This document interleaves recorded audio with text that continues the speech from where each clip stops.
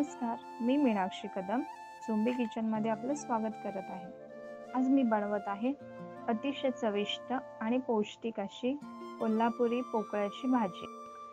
ही पोकळ्याची भाजी ही लाल माठ नाही. लाल माठ जो असतो त्याची पानं पण थोडी लालसर असतात आणि देठही लालसर असतात.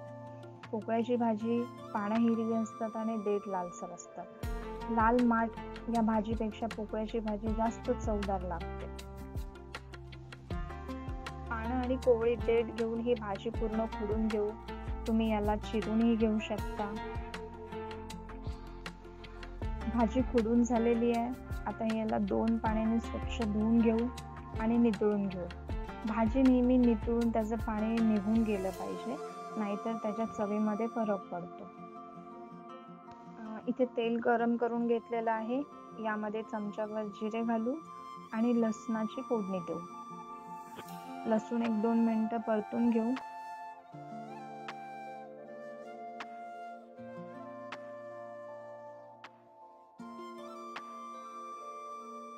इथे लसूण परतून झालेला आहे. आता आपण यामध्ये 2 बारीक चिरलेले कांदे, आवडीप्रमाणे हिरव्या मिरच्या घालून छान खमंग भाजून घेऊ.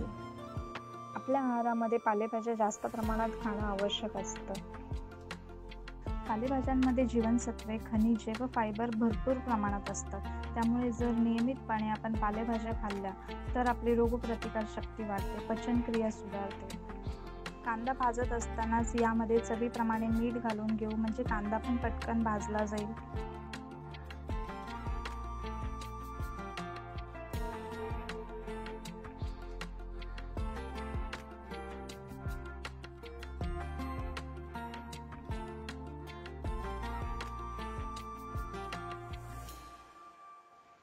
आता भाजी ऍड करू.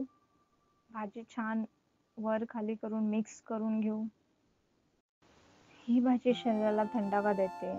या भाजीमुळे भूक वाढते आणि ही त्रिदोष नाशक आहे.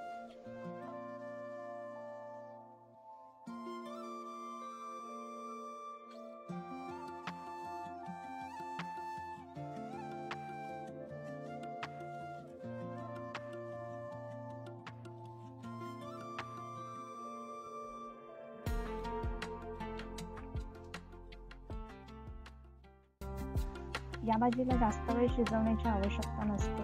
अगदी थोडासा रंग बदलेपर्यंत आणि त्याचं पाणी आटेपर्यंतच आपल्याला परतून घ्यायची आहे.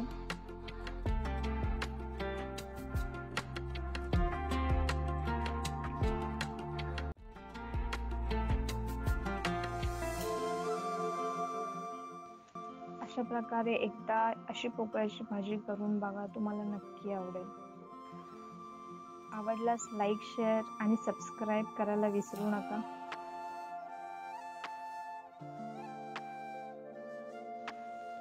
अशा प्रकारे आपली अगदी सहज, सोपी आणि चविष्ट अशी पोकळ्याची भाजी तयार आहे. तुम्हाला ही रेसिपी कशी वाटली नक्की सांगा. धन्यवाद.